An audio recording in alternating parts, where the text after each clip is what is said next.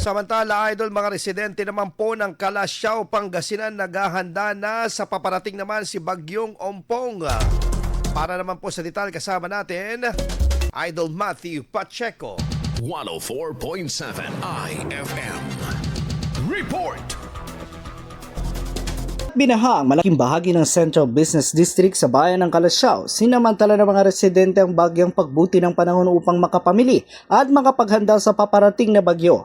Umabot kasi hanggang binti ang baha sa ilang lugar habang lagpas tuhod naman sa ibang bahagi ng bayan. Ilang pamilya na rin ang kasalukuyang nanunuluyan sa evacuation centers. Nagbigay rin ng libreng sakay ang lokal na pamahalaan para sa mga apektadong residente. Patuloy naman ang kanilang monitoring at pagbibigay ng serbisyong pangkalusugan at iba pang pangunahing pangangailangan ng mga evacuees. Kaya naman patuloy ang panawagan ng mga residente dito sa Calasiao na magkaroon na ng solusyon dito sa kanilang nararanasang pagbaha sa mga oras na ito. Agbabalita mula rito sa bayan ng Calasiao kasama mo sa IFM Dagupan, ito si Idol Matthew Pacheco. Tatak IFM! IFM News! IFM News!